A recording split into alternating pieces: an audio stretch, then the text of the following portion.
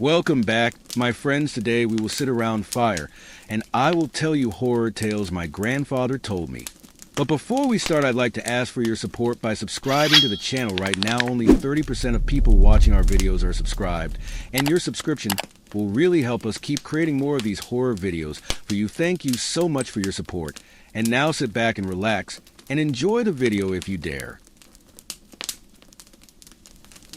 Yet again, in the faint light of a blurring autumn evening, the burial ground at Willowwood looked like it had been failed to remember by the crawling, ivy-covered old gravestones, while a light fog weighted over the ground. The scary quiet was interfered with exclusively by a periodic stir of leaves carried on a fretful breeze. Among the graves stood one straightforward marker, its engraving very nearly aired by long periods of climate and disregarded red obscure kid when redesigns. Started at Willowwood Cemetery, the maintenance people uncovered a revelation that would hold the humble community in dread and interest. Underneath the blurred stone marker lay a small grave, plain aside from the name it had been given by outsiders. Quite a while in the past, the work group hesitated, murmuring among themselves as their devices dug further into the dirt. What might they at any point potentially find in such a genuine spot? The response was far more odd than anybody might have envisioned. As the casket was brought to the surface, its Weekwood gave method for uncovering the remaining parts of a kid, no more established than 6, in their delicate hands, collapsed gently like in petitioning God, rested an antique memento, a sensitive piece decorated with unpredictable etchings. It opened to uncover the sepia-toned photo of a lady who seemed to be from some other time. The town society rushed to distinguish her as Eleanor Swamp, a name once murmured with both veneration and doubt.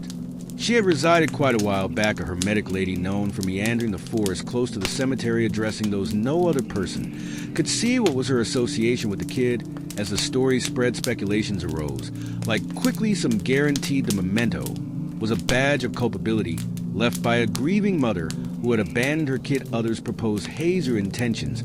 Maybe Eleanor Bogg had taken the kid in just for misfortune to strike. A couple of discussed condemnations and customs, turning stories that obscured the line among history and fables. Yet no responses came, just inquiries that lingered palpably like smoke. Then the sighting started. It was the kids who talked first, their honest voices shaking with amazement and disquiet. They talked about a young man. Or was it a young lady? The subtleties appeared to change with each retelling. The kid would show up close to the edge of the forest, or among the graves, their face clouded by shadows, their figure scarcely in excess of a murmured development toward the side of one's eye. They would coax with an outstretched hand prior to disappearing into the fog. Guardians excused the records as whimsical imaginings until they also started to feel the heaviness of concealed eyes in the graveyard. The anxiety developed into something else as odd events tormented the town. Lost knickknacks would return, perfectly positioned in areas just their proprietors would perceive.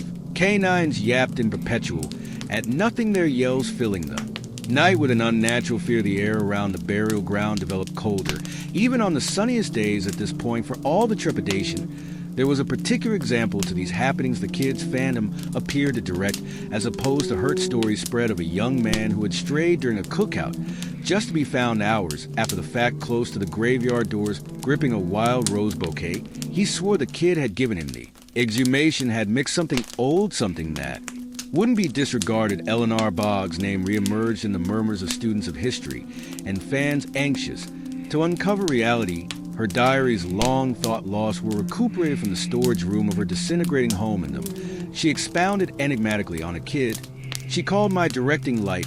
However, she never named them straightforwardly. Her words were delicate, yet loaded up with an implicit distress, alluding to a security that challenged understanding. One passage stood apart among the rest.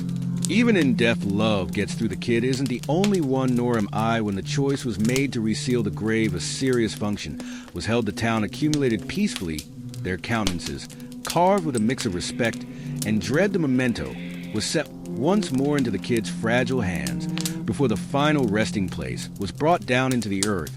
As the dirt was supplanted, the breeze appeared to murmur through the trees, conveying with it a feeling of resoluteness. Yet Willowwood was never fully similar. Guests actually report temporary looks at a kid in the fog, their giggling repeating faintly through the air. Guardians talk about a puzzling quiet that washes over them when they stroll through the graveyard, as though a defensive presence watches from far off. And when a kid gets derailed or terrified, it is said that they are never alone for long. A figure little and shadowy will seem to direct them securely back to their families. Would you dare step into one of these burial grounds? Subsequent to hearing these accounts, let us on in the remarks the grave might be fixed, yet the narrative of the forgotten kid lives on, woven into the texture of Willowwood itself, a story of love that transcends time, a mystery that refuses to fade, and a reminder that some connections are never truly lost. Long before the modern roads curved through the sleepy town, Eternal Abyss Cemetery had been a position of solemn love and calm fear. It was settled at the edge of a rambling forest, where transcending trees appeared to lean in, as if to shield the secrets buried beneath the ground. The cemetery was older than the town's oldest residents could recall. Generations of townsfolk had been laid to rest within its wrought iron gates, their stories reduced to names and dates etched into weathered stone legends surrounded Eternal Abyss. Some claimed the cemetery itself was cursed, a place where the boundary between the living and the dead was unnervingly thin. Others told of strange lights that flickered among the headstones and whispered voices carried on the breeze. For years, these tales were brushed off as mere folklore, the sort of stories told to frighten children around a crackling fire. But beneath the surface of dismissive smiles, there was a quiet understanding among the townsfolk. You didn't linger near RAV Field after dark when the town council announced the cemetery's renovations. It appeared like a useful in the event that late choice long periods of disregard had permitted the grounds to fall into deterioration. Tombstones inclined unstably, ivy crawled uncontrolled over dedications, and a few graves had started to implode into themselves. The committee outlined the redesigns as an issue of security and regard for the dead, yet murmurs among the occupants alluded to another rationale. The cemetery had turned into an implicit weight, its creepy standing creating a long shaded area over the town's generally serene picture. The work started under a cloudy sky with a chill in the air that felt awkward for the season. A little group of workers showed up with weighty gear and anxious grins, their chuckling stressed as they traded phantom stories. While emptying their devices by noontime, the main grave was uncovered without episode. The casket moved to an impermanent holding site. The specialists started to loosen up their previous disquiet, giving way to the cadence of their errands.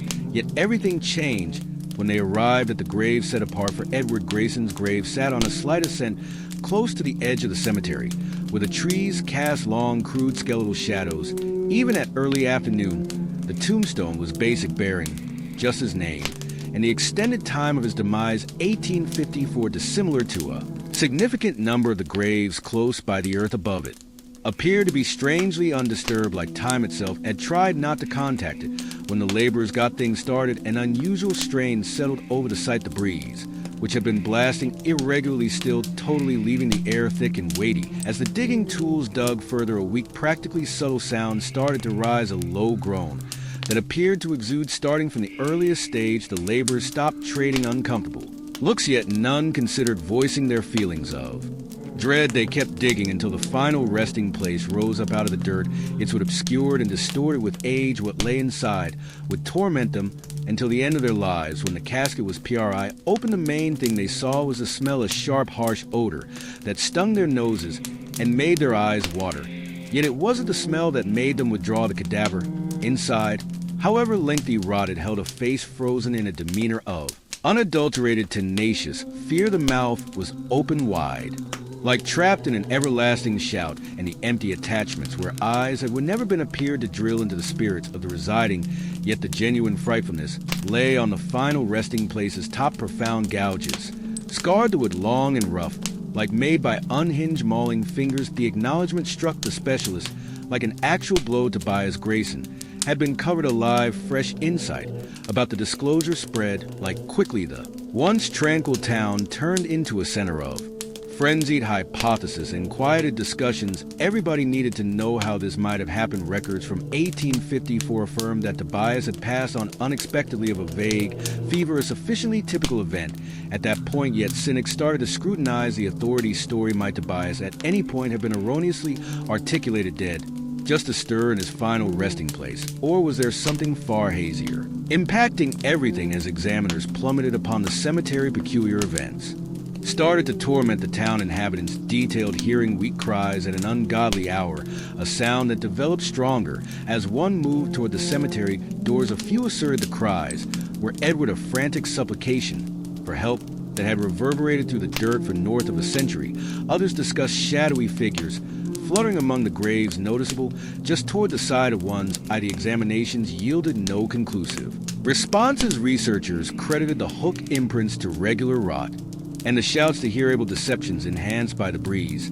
Yet these clarifications did barely anything to quiet the developing anxiety. The specialists who had uncovered Edward's casket would not get back to the site, and surprisingly, the most objective disapproved of inhabitants started keeping away from the cemetery by and large. The grave was resealed in a serious service, the air weighty with a feeling of incomplete business, as the last digging tool loaded with earth was set over Edward's casket. The breeze got again, conveying with it a sound that many swore was a weak, melancholy wail right up.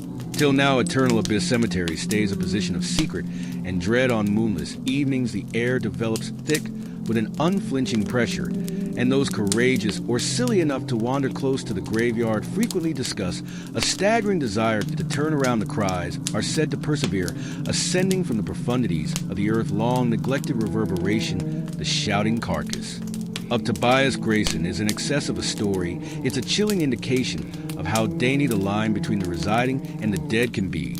And as long as Eternal Abyss Cemetery stands, as misery cries will keep on tormenting the individuals who dare to listen. Dreadmore Cemetery had forever been covered in secret, a name murmured with disquiet by the occupants of the close-by town, settled somewhere down in the forest. It was a spot rarely visited even by the people who had friends and family covered there. The cemetery appeared to exist in its own domain, isolated from the world by a long soil way flanked by contorted trees that wound toward the sky like skeletal hands, many guaranteed. The air became colder as you approached the entryways, like the actual earth breathed out its dissatisfaction with regards to the residing. What put on or conceal aside from different graveyards wasn't simply confinement. There were stories extended back ages. Local people discussed graves that sank into the ground for the time being, their gravestones shifting problematically, like being gulped by the earth guardians, revealed finding impressions in the delicate soil little and exposed. However, no kids had been seen close to the grounds, and afterward there were the murmurs, delicate and muddled, heard exclusively at an ungodly hour. For most, these tales were sufficient to fend them off, yet for a couple of valiant or silly spirits the secrets of blessed shade were excessively enticing to disregard. Paranormal specialists, beginner detectives, and daredevils generally advanced toward the cemetery sooner or later, expecting to uncover reality, generally left with minimal in excess of a creepy inclination, a feeling of having been observed. Yet some got back with stories. They would not recur, and in full their countenances pale, and their hands shuddered. The tipping point came when the cemetery was scheduled for redesigns. Long periods of disregard had left it overdeveloped and risky to explore, and the town gathering concluded the time had come to reestablish the grounds. The choice was met with opposition, particularly from the more seasoned occupants, who cautioned that upsetting the graves would achieve results nobody was ready to confront. Their protests were excused as strange notion, and the work started on a crisp autumn morning. For a really long time the group worked during light hours, clearing congested vegetation and balancing out indented gravestones. The underlying advancement appeared to be unremarkable, practically commonplace, and the laborers started to loosen up. That is, until they arrived at the northern segment of the cemetery, a section so invaded with plants and greenery that it had been immaculate for quite a long time. It was there that the sinking graves were most articulated. Whole segments of the ground had collapsed, abandoning expanding despondencies that appeared to be unnaturally. Even one grave specifically stood apart, a depressed plot with a tombstone so old its engraving was illegible. The foreman concluded it should be X'd and balanced out before the area could be reestablished. The exhumation was planned for late in the early evening, yet postpones drove the cycle into the afternoon when the team started digging. The sun was sinking underneath the skyline, creating long shaded areas across the cemetery. As digging tools hit the ground, an implicit pressure settled over the laborers. The air developed still, weighty, like the actual cemetery was pausing its breathing. When the casket was at last uncovered, it was not normal. For anything they had at any point seen, the wood was dim and smooth immaculate by time or rot, and odd images had been cut into. Its surface, these images were mind-boggling, practically mesmerizing, and dissimilar to any the laborers could recognize they delayed prior to opening the top of their hands, shaking as they pried it free. Inside lay a body that challenged clarification. The carcass was strikingly safeguarded, its elements frozen in a quiet demeanor, like it had been let go just yesterday. Yet it wasn't the protection that sent chills down the laborer's spines. It was the wax seals the body was shrouded in, the many little roundabout seals compressed onto the skin. Each seal bore an alternate image, some looking like old runes, others more unique and disrupting. The seals were set with accuracy, shaping an example that appeared to be conscious. However, its motivation was a secret. The laborers withdrew from the grave, their boldness vacillating despite something they couldn't start to comprehend. The foreman brought in specialists who showed up the following morning with apparatuses and cameras, anxious to record the revelation. The seals were painstakingly eliminated and taken for concentrate. However, the specialists could generally not settle on their starting point or significance, and that is the point at which the bizarre event started. It began with the sounds laborers detailed, hearing murmurs weak and unintelligible coming from the open grave. Others professed to hear delicate strides behind them, just a turn, and see as nobody. Their gear failed mysteriously, and a few specialists would not get back to the site in the wake of encountering unexpected episodes of sickness and tipsiness. Then came the phantoms. Observers depicted seeing shadowy figures moving between the graves, their structures vague and glinting like candlelight. One specialist swore he saw a lady in a streaming dress remaining by the grave, her face clouded by a cloak. When he shouted to her, she disappeared before his eyes. Expression of the occasion spread rapidly, and the cemetery turned into a center for paranormal lovers and writers. The eliminated seals were examined by students of history and mediums, yet no authoritative responses arose. A few conjectured they were important for an old entombment custom intended to trap the spirit of the departed. In the event that was the case, eliminating them might have delivered something best left undisturbed. In spite of the developing anxiety, the remodels went on. However, progress eased back impressively. Laborers turned out to be progressively hesitant to move toward the northern segment, and a few quit through not entirely set in.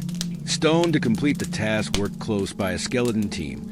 However, even he confessed to feeling watched at whatever point he set foot in the cemetery.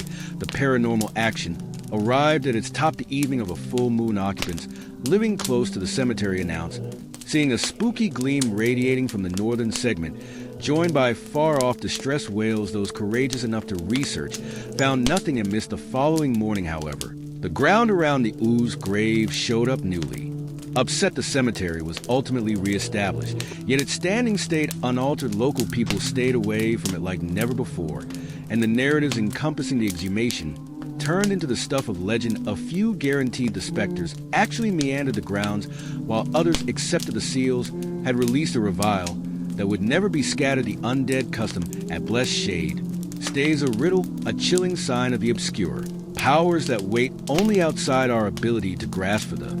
Individuals who adventure excessively close, it offers just inquiries and the terrifying sense that something is watching, holding up underneath the dirt. My name is Luke Williams, and I've spent the better part of my life chronicling the stories no one dares to repeat after dark, yet none have waited to me very like the story of Isabella Hart, the Lady of the Hour of Blackthorn Cemetery. Her story is murmured in the peaceful corners of Raven's Edge of town, where the previous sticks as tenaciously as the fog that covers its peak graveyard. What started as an of affection and commitment transformed into a misfortune that birthed a legend, one that won't bite the dust. And as I compose this, I can't resist the urge to feel the heaviness of her presence, like Isabella herself is watching her distress reverberating through time. Blackthorn Cemetery was a spot that appeared to have a place more with the universe of the dead than the residing settled atop a slope, sitting above the tranquil town of Raven's Edge.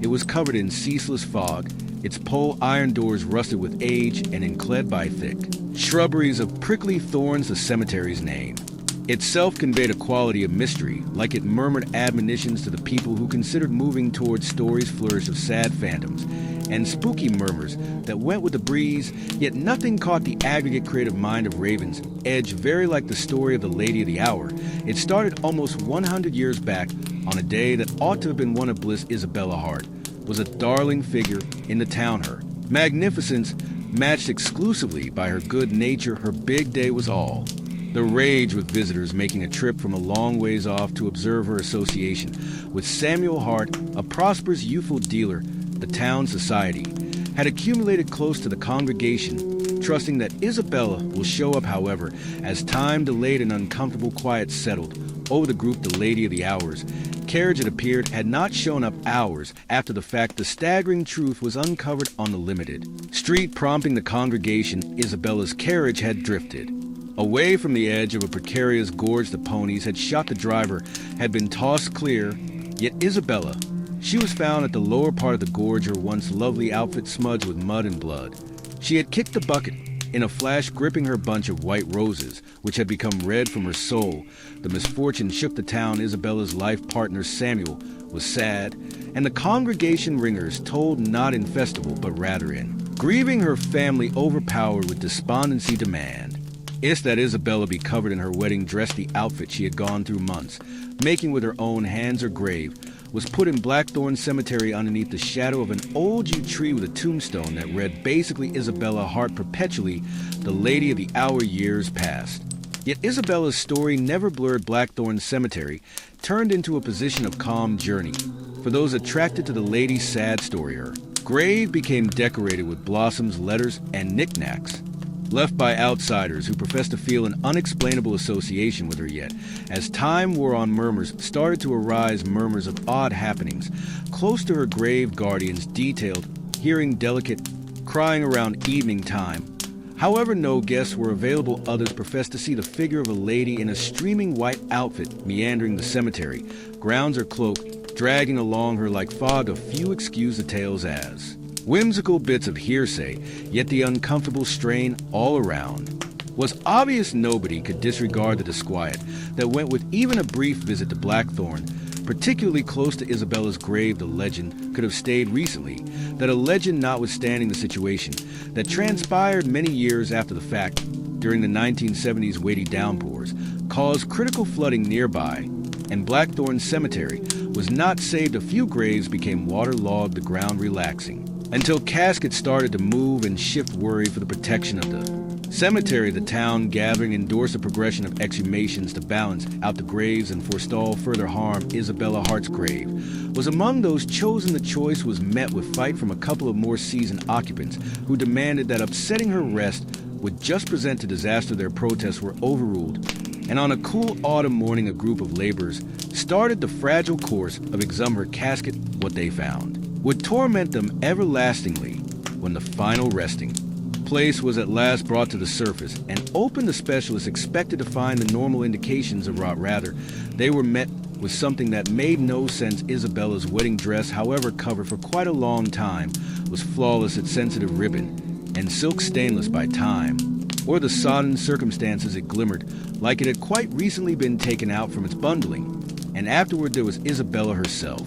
Her body had not rotted as it ought to have. As a matter of fact, it seemed to have matured in reverse. Her skin, however pale, was smooth and perfect. Her lips faintly pink, her dull hair flowing around her shoulders like she had just barely been let go. The laborers froze, incapable to fathom what they were seeing. Maybe time had switched itself inside the limits of the final resting place. Expression of the disclosure spread rapidly, diving Raven's edge into disarray. Specialists showed up to concentrate on the peculiarity.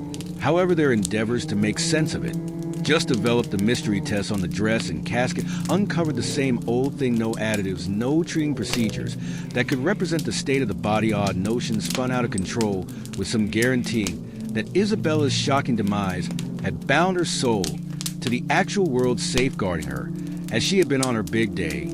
Yet the town's interest before long went to fear. The people who had dealt with the exhumation started to encounter weird and unexplainable occasions. One laborer fell gravely sick in the wake of revealing striking bad dreams of a lady remaining at the foot of his bed, her eyes loaded up with distress. One more professed to see Isabella's appearance in each mirror he passed. Her face, carved with a combination of outrage and troubled mishaps, tormented the cemetery team. From tumbles to unexpected gear disappointments, it became difficult to overlook the developing conviction that upsetting Isabella's grave had released something outside human ability to grasp. The straw that broke the camel's back came when guests of the cemetery started detailing scary peculiarity specters of a lady in a wedding outfit turned out to be more regular, her figure seen coasting quietly among the graves some guaranteed. She contacted them, her touch frosty cold. Others discussed hearing delicate murmurs in their ears, commitments of retribution against the individuals who had upset her rest confronted. With mounting frenzy, the town board suddenly stopped everything. Exhumations, Isabella's grave was resealed with a seer held at nightfall, went to by a little gathering of town society, who supplicated intensely for her pardoning. The cemetery was authoritatively shut to the public, its entryways binded shut, however, that did practically nothing to prevent the inquisitive, and the trying. Today, Blackthorn Cemetery stays a position of interest and disquiet those bold enough to wander close to its entryways. Discuss a staggering feeling of distress, like the very air conveys the heaviness of Isabella's pain. Some case or apparitions actually meander emergency rooms, the grounds are outfit gleaming faintly. In the twilight, one thing is sure: Isabella Hart's presence waits, and her story won't ever be neglected. High in the freezing embrace of the Eldridge mountain range, where the air diminishes and the snow falls perpetually, lies a cemetery few dare to visit. Silent Hollow Cemetery rests at the summit of Namesake. A desolate level appears to have a place more with the sky than the earth. Its climate-beaten tombstones are dispersed across the frozen ground, half covered in snow that never liquefies. The cemetery's area alone is restricting a spot, open exclusively by a misleading move through tight ice. Slicked ways, yet what separates Silent Hollow Cemetery isn't distance. Yet the narratives grip to it like the glaze on its iron entryways. The tale started ages back, when pilgrims previously conquered the unforgiving wild of Eldridge Mountain. They covered their dead there due to legitimate need. The rough ground at lower elevations too difficult to even think about breaking. Over the long run, the cemetery turned into a position of calm. Love its obvious magnificence, respected yet its presence. Regarded guests frequently commented on the unnatural chill that appeared to wait even in summer. However, hardly any appreciated it. After all, it was a cemetery on a mountain ridge. Cold was not out of the ordinary yet. As of late, the narratives have taken on a hazier tone. Local people started detailing an uncommon peculiarity, focused on one specific grave, a straightforward marker bearing the name Jake, more stunning in the extended period of his demise. 1934 passers-by professed to feel in extraordinary cold coming from the grave, colder even than the encompassing snow.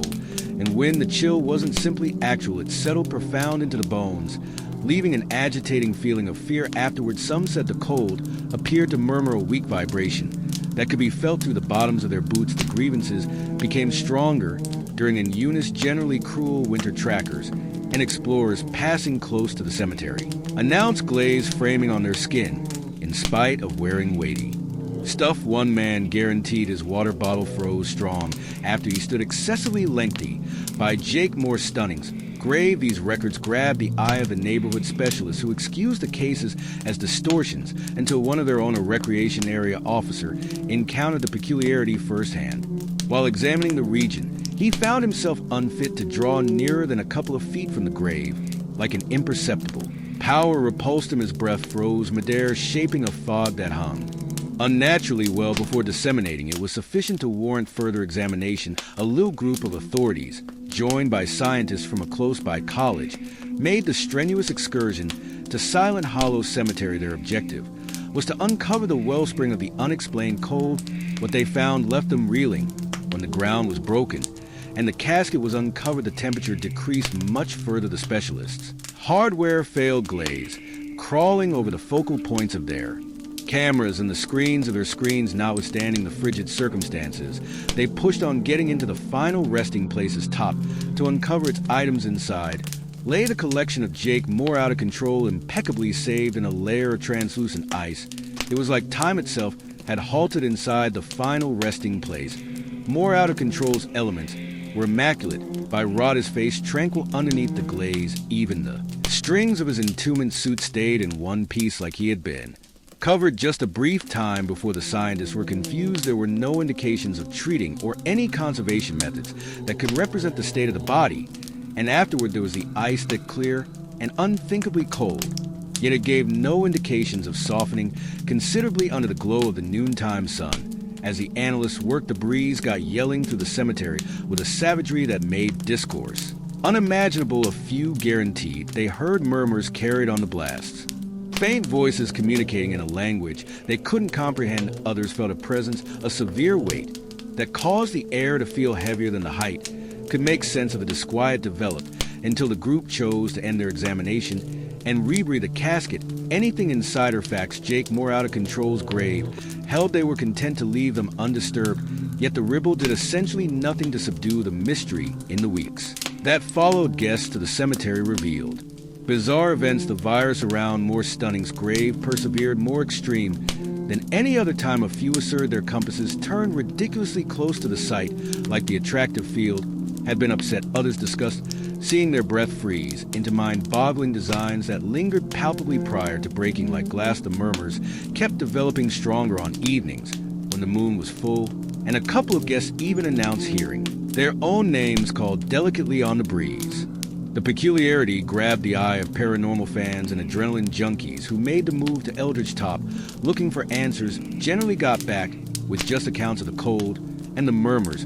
However, a couple professed to see more. One climber portrayed a figure remaining at the edge of the cemetery, shrouded in fog, its framework scarcely recognizable from the encompassing snow. One more swore he saw the ice on Jake More Stunning's grave shift and wave like something underneath it was mixing. Regardless of the developing consideration, nobody has had the option to clarify the frozen grave. Analysts go on for concentrate on the peculiarity from far off, careful about upsetting the site again.